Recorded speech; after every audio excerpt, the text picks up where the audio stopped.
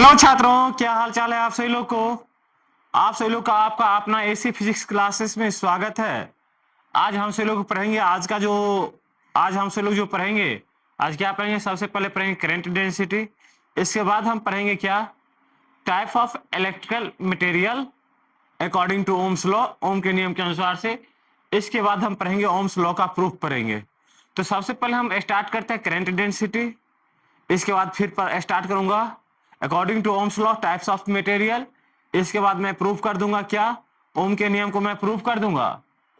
इसके बाद इससे प्रीवियस लेक्चर में हमसे लोग पढ़े थे, यदि प्रीवियस लेक्चर को यदि याद किया जाए तो हम पढ़ चुके हैं करंट इलेक्ट्रिसिटी, ड्रिफ्ट वेलोसिटी। इसके बाद पढ़ चुके हैं क्या relation between current electricity and drift velocity. इसके बाद हम पढ़ चुके हैं क्या, colour coding of carbon register, या नहीं, कार्बन रजिस्टर को कैसे, उसका जो प्रतिरोध है कैसे ज्ञात करते हैं, वो मैंने पढ़ चुका हूं। आज हमसे लोग पढ़ेंगे, आज 3 बात पढ़ेंगे। सबसे पहले पढ़ेंगे करंट डेंसिटी, इसके बाद पढ़ेंगे क्या, types of electrical material and Ohm's law. Start किया जाए, चलिए स्टार्ट करते। लिखिए सबसे पहले करंट डेंसिटी। पहला बात क्या है, करंट डेंसिटी।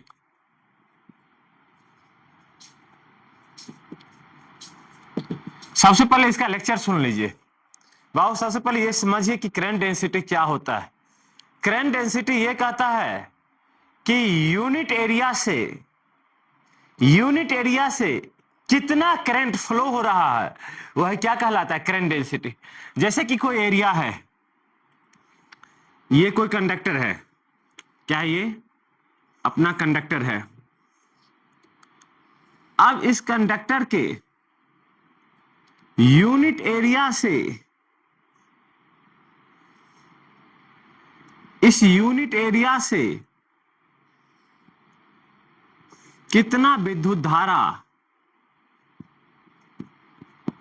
प्रवाहित हो रहा है, वह क्या कहलाता है, करंट डेंसिटी कहलाता है, या नहीं। मतलब कि इस यूनिट एरिया से जितना विद्युत धारा निकल जाएगा वह क्या कहलाएगा, करंट डेंसिटी। लिखा दें, लिखिए पहले लिखिए करंट डेंसिटी। लिखिए the current density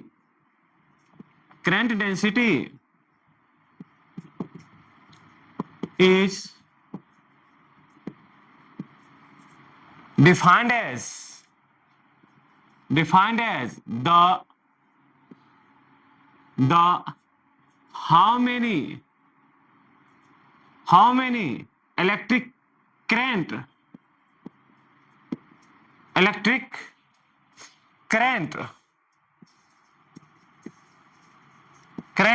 is passes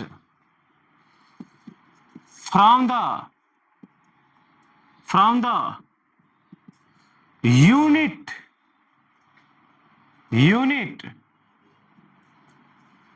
area of conductor is called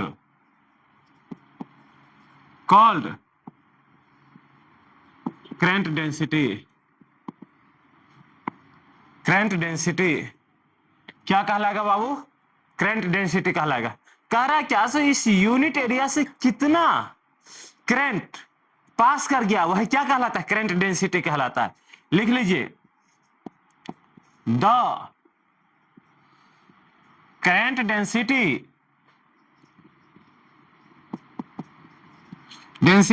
is denoted by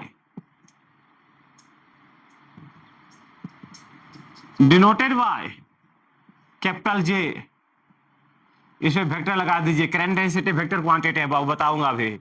क्या कह रहा है कि करंट डेंसिटी को हम किससे सूचित करते हैं, कैपिटल जे द्वारा सूचित करते हैं। फिर से लिख दीजिए, the current density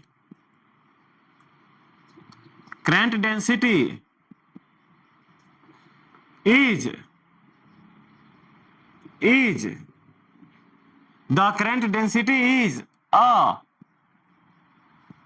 vector quantity quantity. Current density कैसा क्वांटिटी है बाबू? वेक्टर क्वांटिटी है। लिख लीजिए फिर से, यहां पे लिख दीजिए formula. Current density J, current density J equal to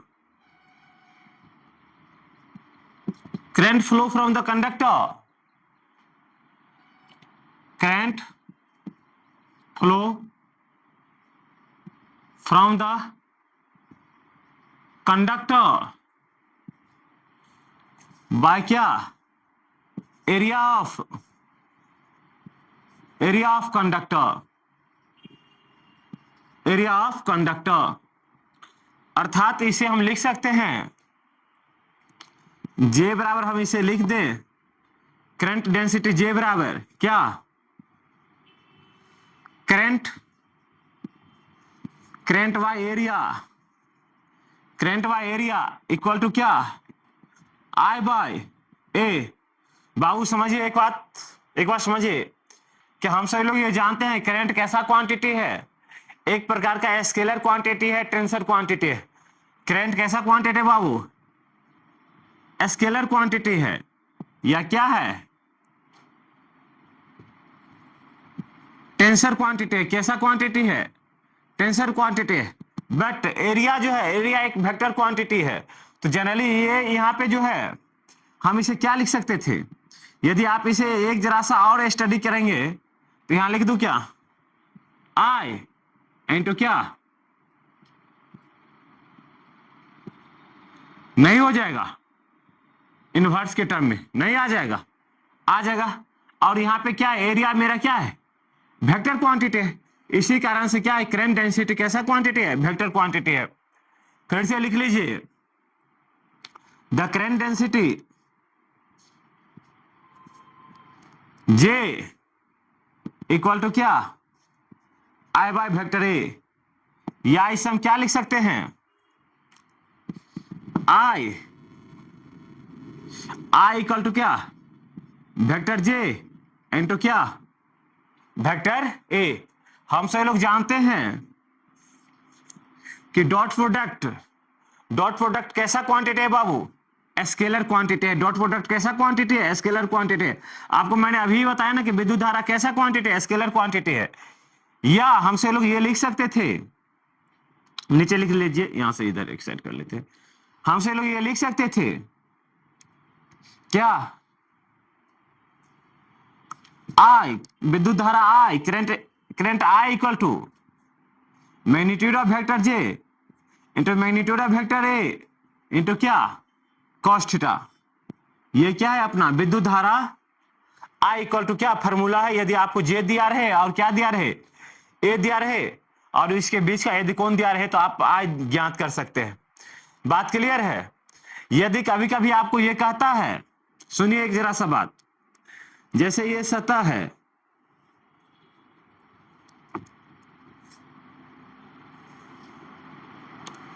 ये एक सतह है। अब इस सतह से जो है एक विद्युत धारा आई जो है, विद्युत धारा आई कितना एंगल पर है? थीटा एंगल पर है इस सतह से। या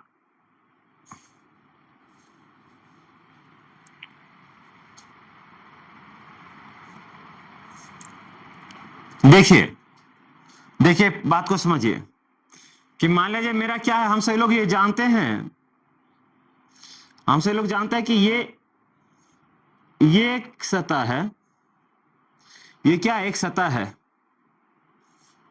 इससे विद्युत धारा आई निकल रहा है। एक ही रहने दीजिए, एक रहने दीजिए, बेटर रहेगा समझने के लिए आपको। यहां से विद्युत धारा आई निकल रहा है और इस सतह से जो एरिया वेक्टर ए है, एरिया वेक्टर कितना एंगल बना रहा है? थीटा एंगल बना रहा है। कितना एंगल बना रहा है? थीटा एंगल बना रहा है।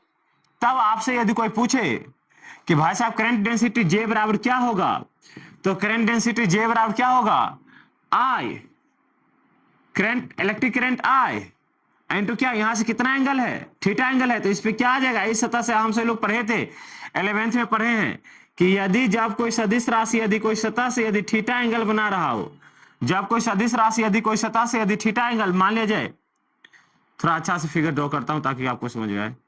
यदि ए सदिश राशि ए जो है इस सतह से कितना एंगल है, इस सतह से थीटा एंगल बना रहा है, तो जिस सतह से थीटा एंगल बनाता है उस पे वेक्टर ए कॉस थीटा और उसके परपेंडिकुलर पे क्या होता है, वेक्टर ए साइन थीटा होता है। ठीक उसी तरीका से यहां पे जो है इस पे कितना आ जाएगा, इसी सतह पे क्या आ जाएगा, वेक्टर ए कॉस थीटा आ जाएगा। तो यहां पे जो जे इक्वल टू क्या, अब ए की जगह पे क्या लिख दूं, वेक्टर ए कॉस थीटा लिख सकते हैं। आपको यदि ऐसा कभी कह दे कि यदि विद्युत धारा I से जो एरिया वेक्टर है कितना डिग्री के एंगल पर है, थीटा कोण पे, कितना कोण पे बाबू, थीटा कोण पे है, तब करंट डेंसिटी कितना हो जाएगा, तो करंट डेंसिटी हो जाएगा कितना, J बराबर क्या, I by A cos theta. बात क्लियर है, करंट डेंसिटी क्लियर। यदि कहीं पे दिक्कत हो तो बोलो, यदि दिक्कत होगा, यदि बात नहीं समझ में आए तो आप कमेंट कीजिएगा, फिर से मैं इसे बताने का प्रयास करूंगा। अब आइए क्या, type of material according to Ohm's law. Heading लगा दीजिए, यहां पे लिख देता हूं, नया हेडिंग लगा दीजिए, types of material according to Ohm's law. Ohm के नियम के अनुसार से कितने प्रकार के मटेरियल्स है, तो दो प्रकार के मटेरियल्स है। समझिए, पहला क्या है, ओमिक मटेरियल, ओमिक मटेरियल, और दूसरा क्या है, non ohmic material, non ohmic material. देखिए ओमिक मटेरियल क्या होता है और नॉन ओमिक मटेरियल क्या होता है, समझिए बात को। ओमिक मटेरियल समझिए, ओमिक मटेरियल वो मटेरियल होता है जो ओम के नियम को पालन करता है। ओमिक मटेरियल किसे कहते हैं, ohmic material are those material who follow the Ohm's law is called ohmic materials, या नहीं, उसे हम ओमिक पदार्थ कहते हैं। नॉन ओमिक पदार्थ अर्थात कि वैसा पदार्थ जो ओम के नियम को पालन नहीं करता हो, अओमिक पदार्थ वैसा पदार्थ जो ओम के नियम को पालन नहीं करता हो। आखिर ओम का नियम क्या है, तो ओम का नियम तो मैं अभी बताऊंगा आपको। पहले सबसे पहले इस दोनों का डिफिनीशन लिख लीजिए। पहला लिखिए ओमिक मटेरियल, लिखिए ohmic material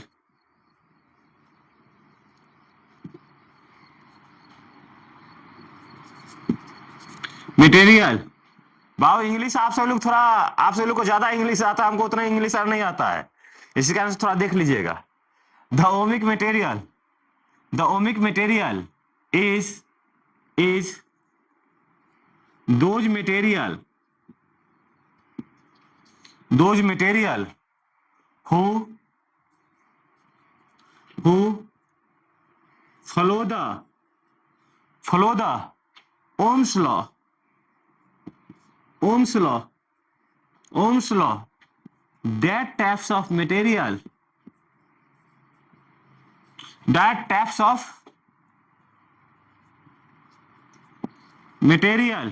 is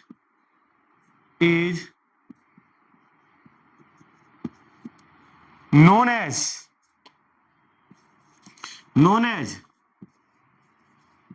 ohmic material. Ohmic material, ohmic material का एग्जांपल में लिख लीजिए। Example copper, aluminium, etc। ये क्या है, ओमिक मटेरियल, ये ओम के नियम को क्या करता है, पालन करता है। नॉन ओमिक मटेरियल लिख लीजिए, नॉन ओमिक मटेरियल लिखिए, क्या है दूसरा, लिखिए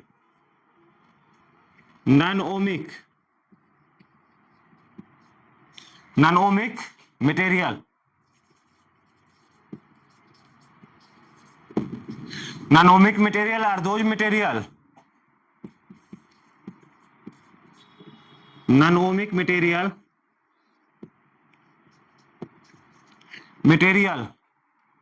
are those material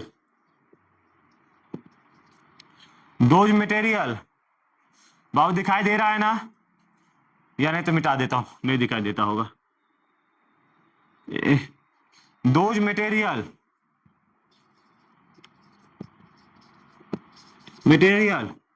who does not follow the Ohm's law, that types of material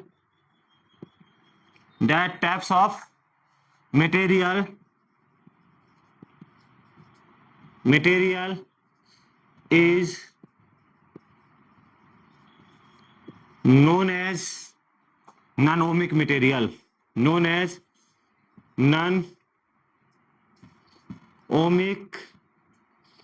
material, दिखाई पड़ रहा है आप लोगों को? दिखाई पड़ रहा है क्या? प्रॉपर दिखाई दे रहा है? हाँ दिखाई तो दे रहा है, कोई दिक्कत नहीं है। ठीक, यहां पे लिख लीजिए आप लोग एग्जाम्पल नॉन-ओमिक मटेरियल का एग्जाम्पल क्या है? तो नॉन-ओमिक मटेरियल का एग्जाम्पल है जो जितना भी सेमीकंडक्टर जो डिवाइस है वो क्या है? नॉन-ओमिक मटेरियल है। एग्जाम्पल के रूप में लिख दीजिए डायोड,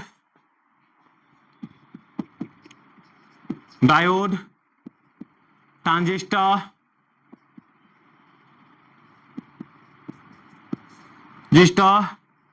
रेक्टिफायर, ये क्या है? Non-ohmic material. क्या है बाबू? Non-ohmic material. बात समझ में आया? लेकिन सब फिर से सुनिए, पूरा कहानी एक बार मैं बता देता हूं। करंट डेंसिटी क्या है? तो यहां पे लिखा current density is defined as the how many current passes from the unit area या पर यूनिट एरिया या यहां पे लिख लीजिए per unit area of a conductor is called current density. अर्थात कि शौचालय के प्रति इकाई क्षेत्रफल से जितना विद्युत धारा प्रवाहित कर रहा है वो क्या कहलाता है? करंट डेंसिटी कहलाता है। करंट डेंसिटी को हम कैपिटल जे द्वारा सूचित करते हैं। करंट डेंसिटी एक प्रकार का वेक्टर क्वांटिटी है। इसके बाद इसका एसआई मात्रक मैंने नहीं लिखाया हूं, एसआई मात्रक बाकी रह गया। लिखिए फिर से यहां पे देखिए, करंट डेंसिटी बराबर क्या होता है? Current flow from the conductor to the क्या एरिया ऑफ कंडक्टर।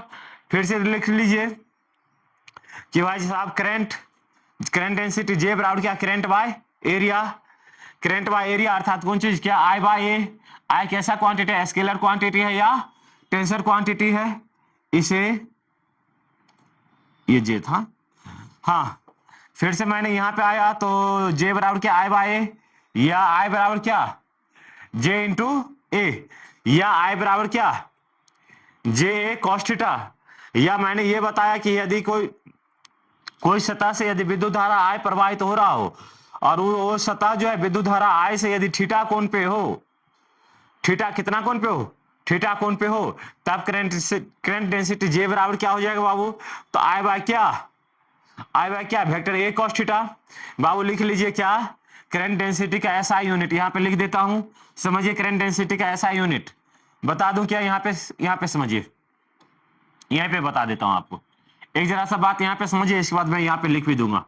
बाबू एक बात बताइए कि करंट विद्युत धारा का ऐसा मात्रा क्या होता है बाबू? एम्पियर।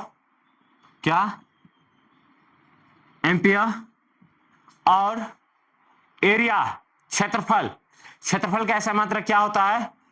Metre square. तो आप लिख दीजिए the SI unit of current density is the SI unit of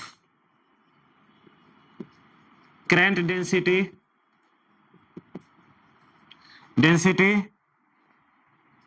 is क्या होता है बाबू? क्या होता है? Ampere per metre square. बात क्लियर? यहां तक में किसी को कोई दिक्कत? इसके बाद हम आए क्या कि types of material according to Ohm's law. Ohm के नियम के अनुसार से मटेरियल कितने प्रकार के होते हैं? 2 प्रकार के। एक होता है ओमिक मटेरियल और दूसरा क्या होता है? Non ohmic material.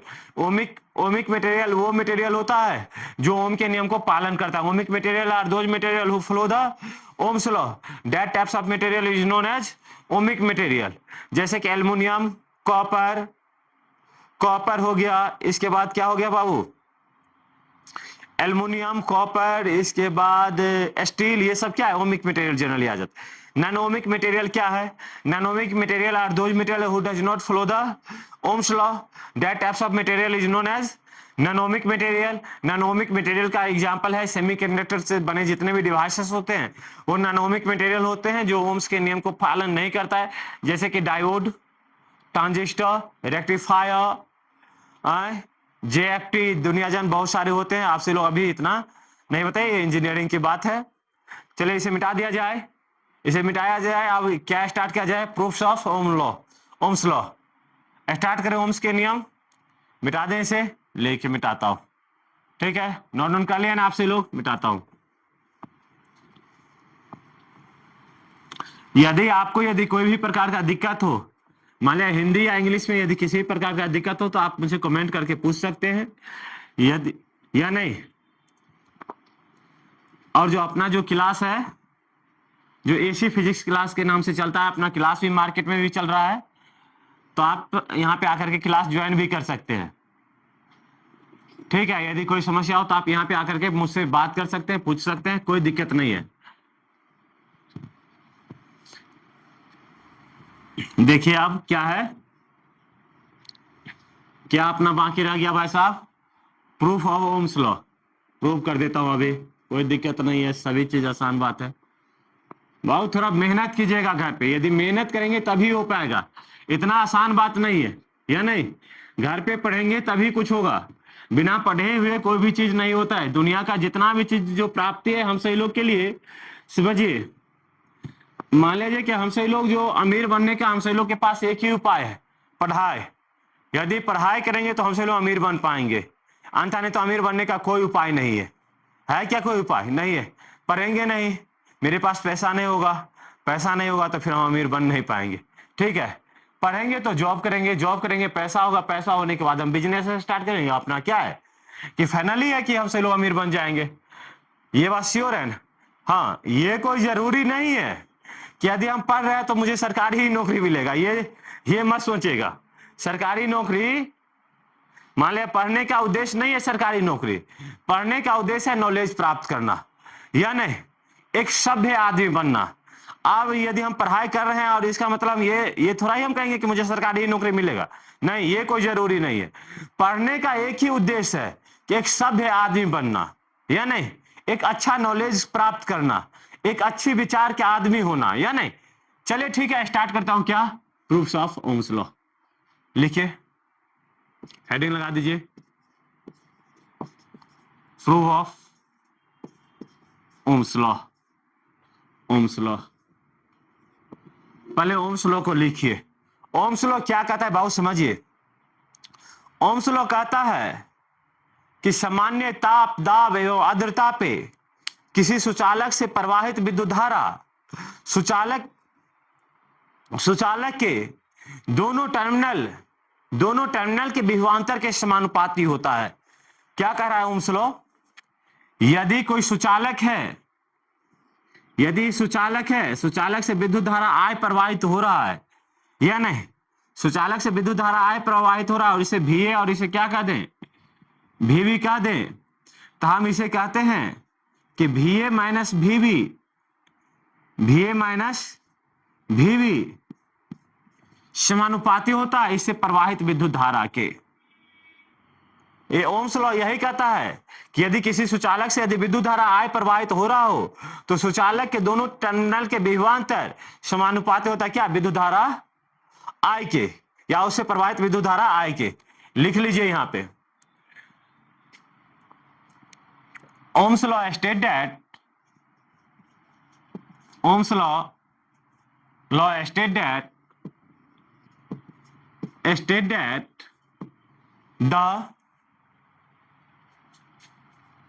the temperature, temperature, pressure, temperature, pressure, pressure, humidity,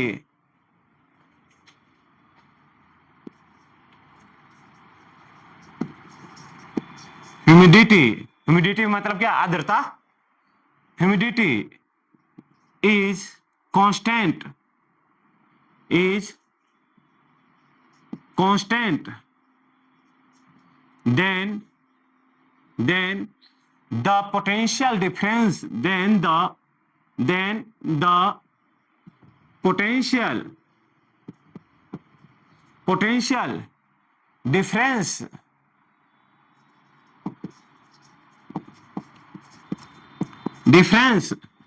between the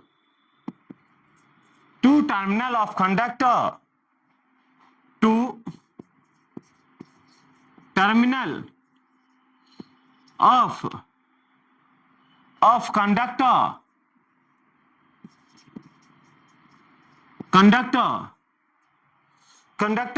is directly proportional to, is directly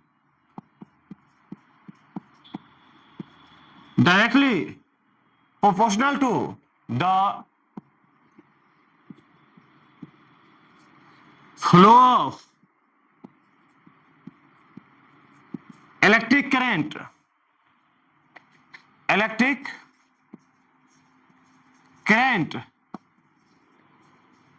throughout the conductor,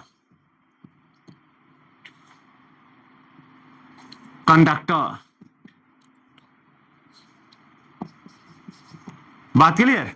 ये कहता है कि सामान्य ताप एवं दाब, यहां पे लिख दीजिए, Ohm's law state that the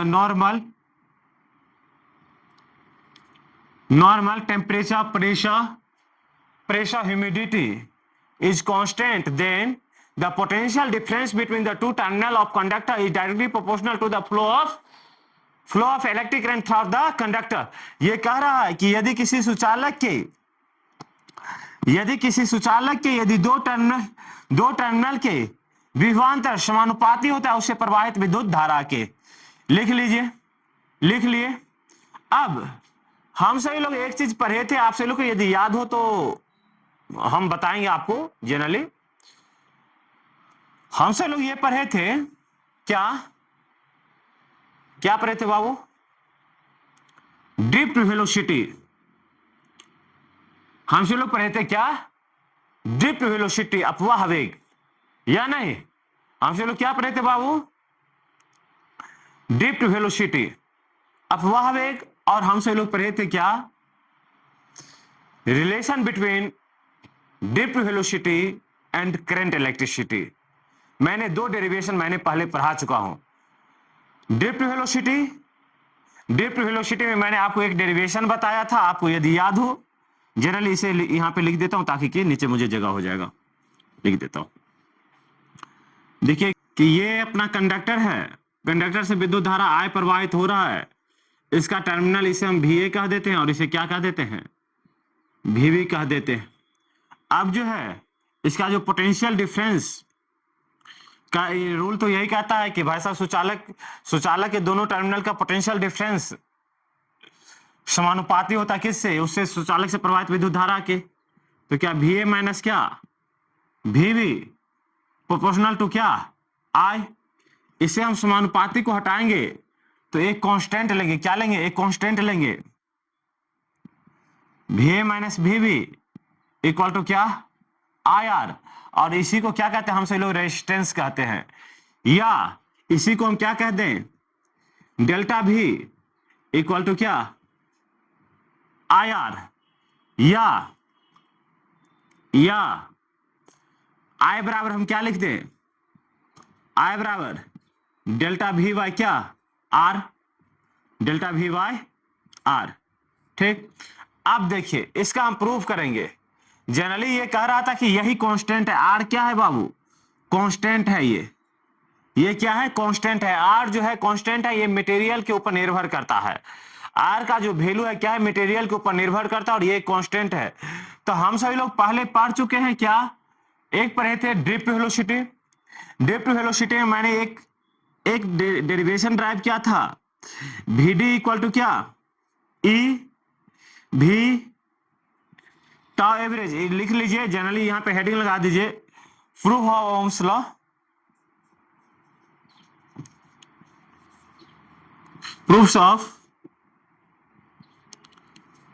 proofs या proof of Ohm's law. Ohm's law. तो ओम के नियम को प्रूव करने के लिए सबसे पहले मुझे यह जानना पड़ेगा कि ड्रिफ्ट वेलोसिटी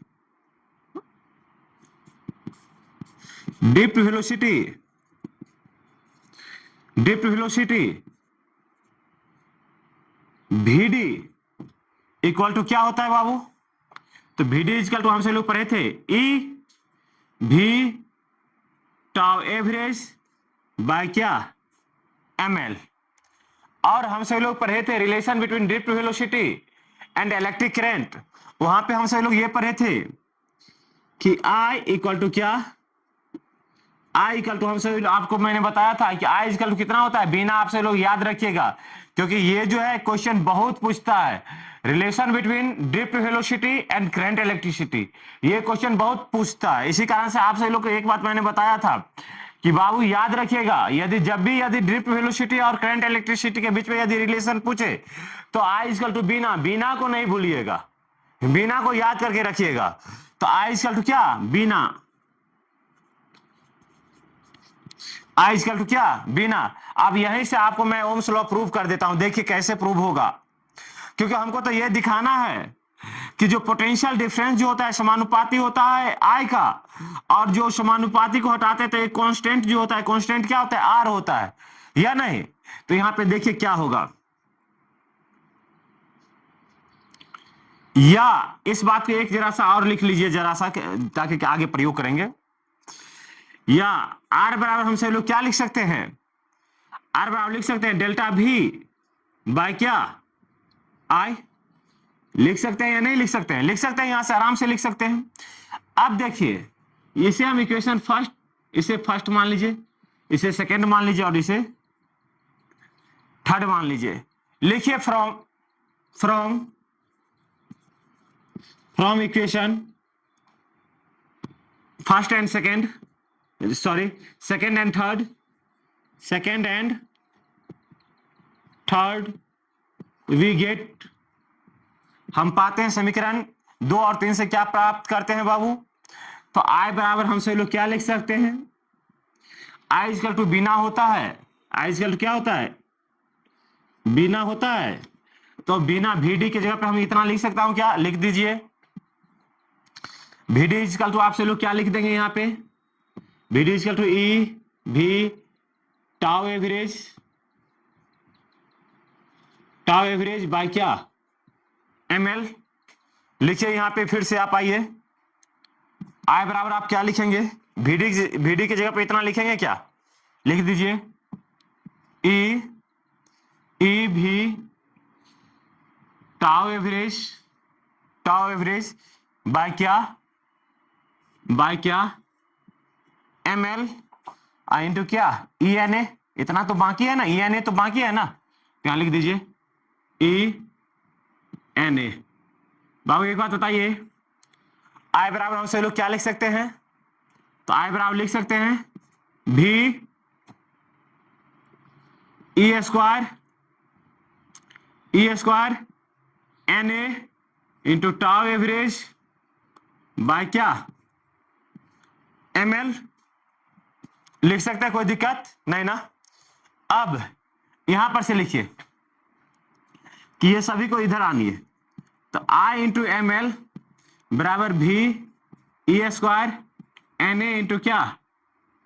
टाउ एवरेज, या ये सभी टर्म को इस साइड डाल लीजिए और इस I को इस साइड लेकर के जाइए। तो यहां पे क्या लिख दीजिए? ml बाय क्या? ई स्क्वायर एन ए इंटू क्या टाउ एवरेज बराबर क्या we Y I.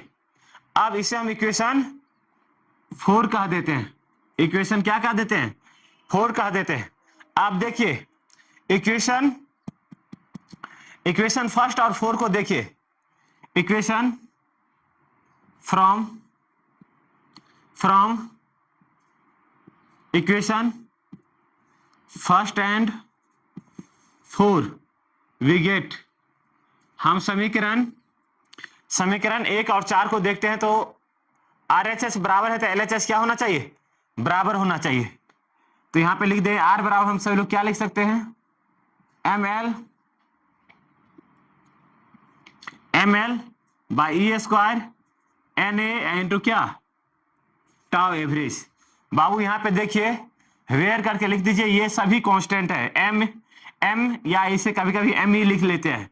Mass of electron, L क्या है length of conductor, M E क्या है मास ऑफ इलेक्ट्रॉन, एल क्या है लेंथ ऑफ कंडक्टर, ई क्या है इलेक्ट्रॉन, एन क्या है नंबर ऑफ इलेक्ट्रॉन, ए क्या है एरिया और क्या है टाउ क्या है एवरेज रिलैक्सेशन टाइम है।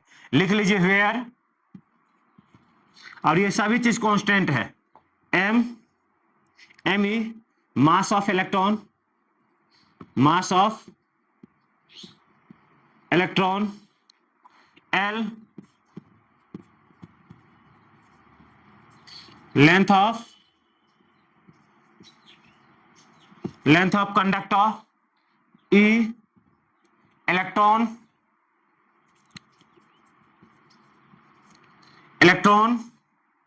इसके बाद एन क्या है बाबू, एन क्या है नंबर ऑफ इलेक्ट्रॉन है या नंबर ऑफ फ्री इलेक्ट्रॉन है, नंबर ऑफ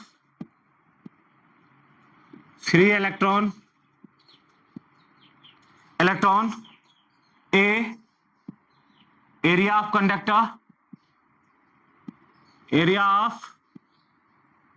कंडक्टर, फिर से लिख दीजिए tau average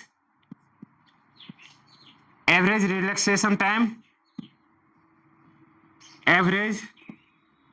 relaxation section time हो गया। और ये सभी चीज क्या है बाबू, ये सभी चीज कांस्टेंट है। क्या है ये कांस्टेंट है। और यही ओम्स के लॉ यही प्रूव है, क्योंकि जो ओम के नियम ये कहता है कि सुचालक के दो टर्मिनल का विभवांतर उसे प्रवाहित विद्युत धारा के क्या होते हैं बराबर होते हैं, समानुपाती होते हैं। यदि हम समानुपाती को हटाते हैं तो एक कांस्टेंट लेते हैं ना बाबू, क्या लेते हैं कांस्टेंट। और यही कांस्टेंट ये सभी चीज क्या है कांस्टेंट ही तो है, ये सभी चीज क्या है कांस्टेंट है। हिंदी में इसे बाबू लिख लेंगे एम ई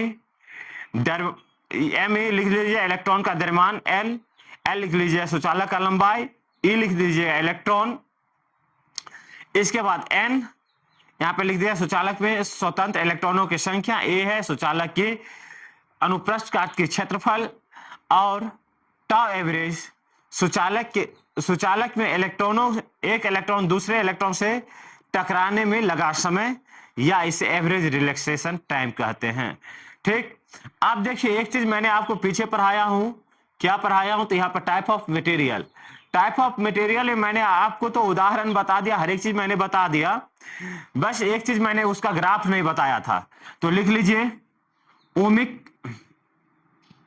ओमिक मटेरियल का ग्राफ जो है,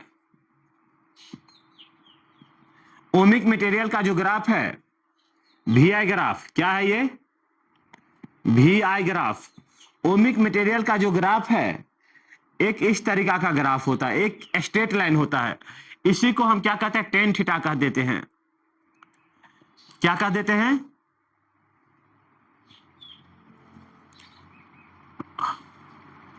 टेन थीटा एक जरा सा ब्रेन पे बात, हाँ सॉरी, यहाँ पे डालिए, यहाँ पे भी है और यहाँ पे क्या है आई है। अब देखिए टेन थीटा यहाँ पे देखिए, यहाँ पे यदि हम इसे गिराएंगे तो क्या हो जाएगा अपना ये भी हो जाएगा, और टेन थीटा बराबर क्या होता है P बाई बी होता है। P यहाँ पे कितना है भी है और B कितना है आई है, और ये किसके बराबर हो जाता है आर के बराबर हो जाता है।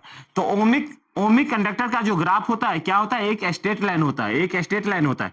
इसे हमसे लोग क्या कहते हैं, स्लोप कहते हैं। क्या कहते हैं, स्लोप कहते हैं। और नॉन ओमिक मटेरियल का देखिए, non ohmic material, non ohmic material देखिए,